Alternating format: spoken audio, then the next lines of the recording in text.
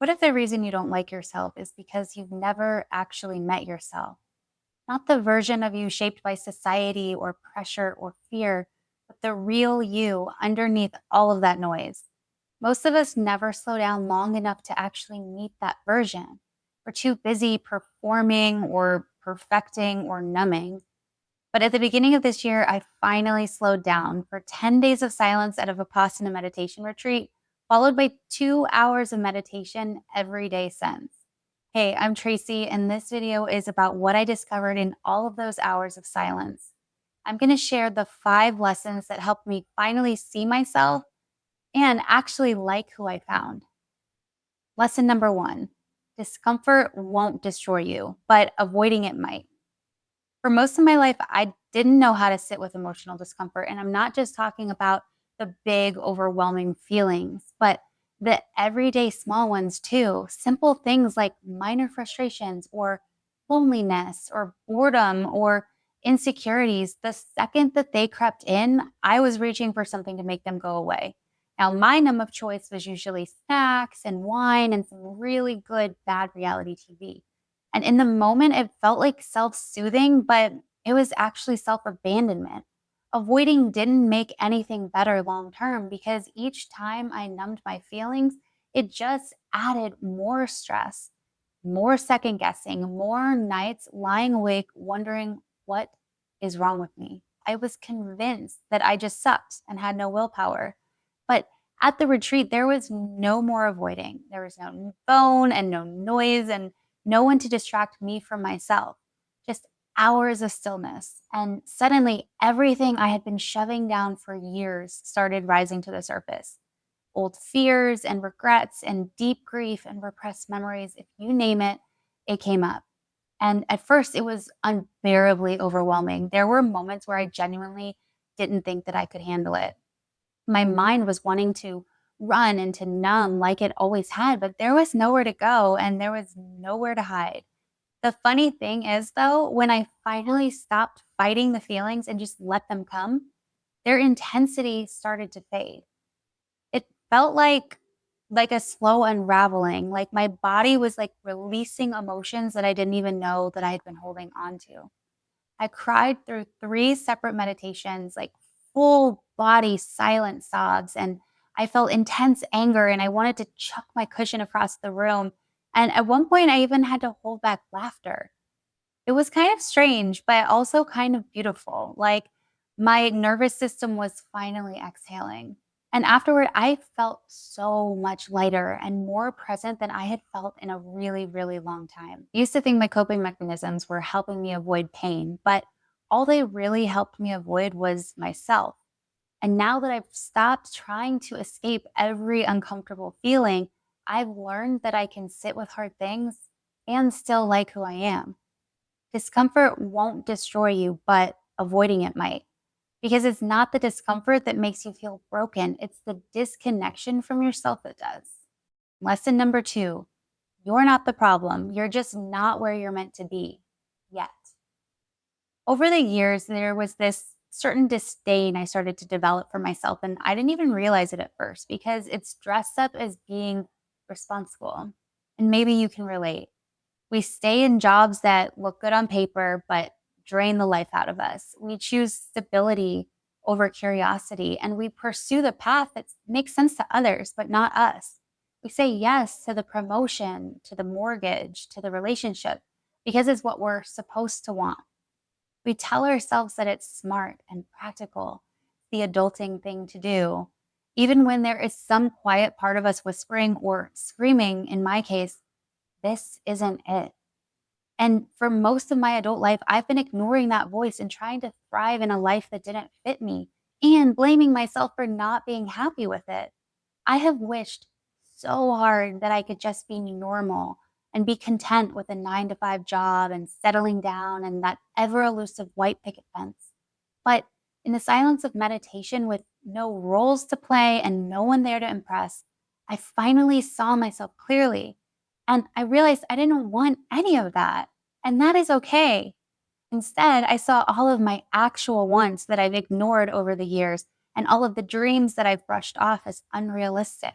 I saw who I could be if I stopped pretending to be somebody else. Turns out I wasn't broken. I was just misaligned. There's this quote by Brianna Weiss that says, "You're not failing because you're not motivated. You're not supposed to go far on a path that was never yours to walk." I've recently started planning how to get off that path and build a life around who I actually am. Learning and traveling and filming for YouTube, I'm creating a future that feels exciting, not just tolerable. And after all of those hours of meditation, here's what I know: you don't have to hate yourself for struggling on a path that was never meant for you. You're not the problem. You're just not where you're meant to be yet. Lesson number 3: if you're always wishing for things to be different, you start to believe that who you are isn't enough. So let's talk about something that we often mistake for a personality flaw just because of how it subtly creates this low grade irritability and discontent in us.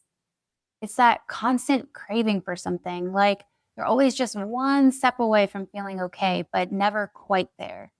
I first started noticing it during the retreat, and little thoughts would kind of pop in my head like everything would be okay if I could just check the time, or if lunch would come a little bit sooner, or if only I could stretch my legs just for a second. There was always some condition that needed to be met before I could feel content. And at first, it just seemed like normal discomfort. But the more I sat with it, the more I realized it was a pattern. I was always wishing something was different. And after the retreat, I realized I have been living that way for years. I would be out on a walk, wishing I were home. Then I'd get home and I'd want to be out again. I would dread Monday so much that it would ruin half of my Sunday. I'd wish to be the past version of me or a future version that I haven't even met yet. It was like I was never fully where I was or who I was. But here's the pretty obvious thing we seem to forget: wanting things to be different doesn't actually change them, doesn't make life better. It just pulls you further away from it. We think peace will come when we finally get the thing, or when we can hold on to what we love a little longer, or rewind to how things used to be.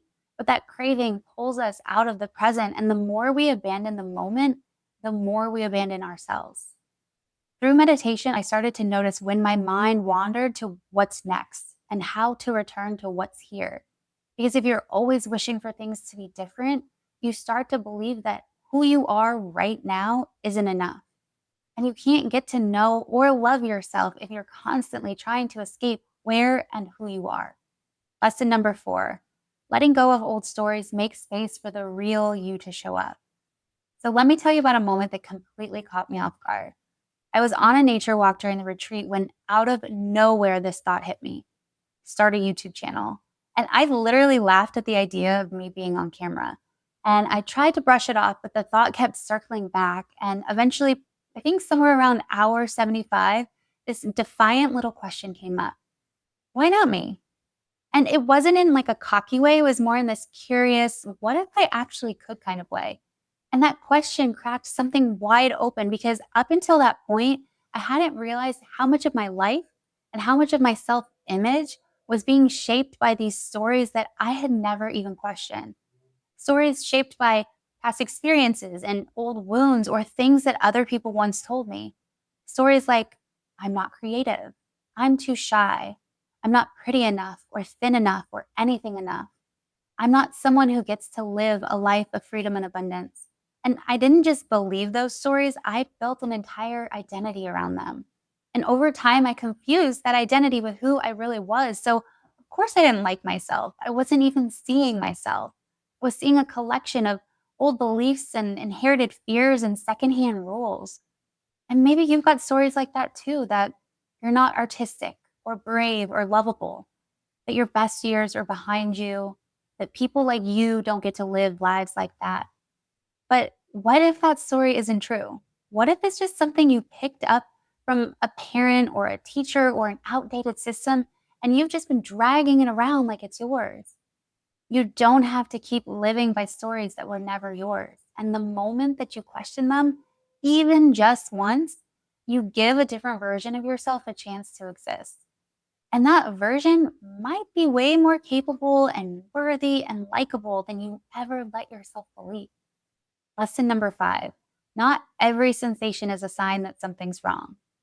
One of the biggest shifts I've noticed through all this meditation is how differently I relate to my body now.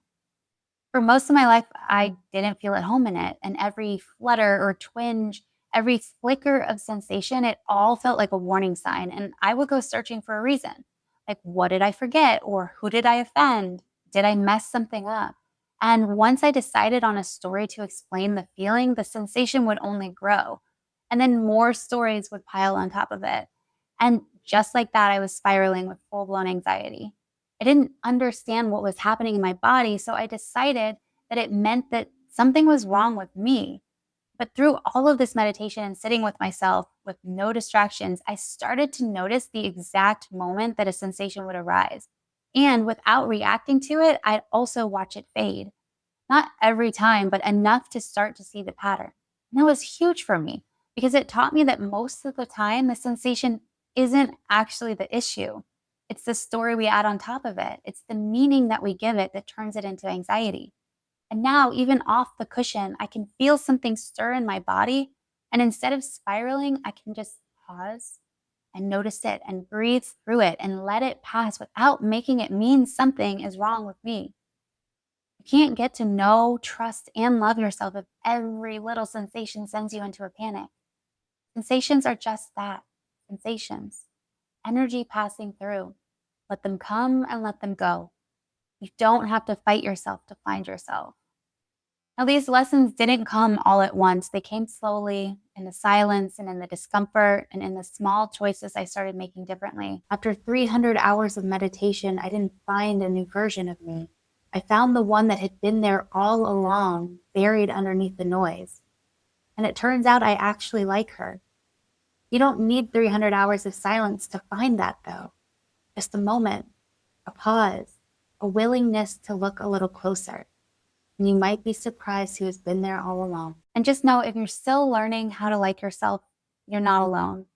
I'm so glad you're here. Thanks for watching.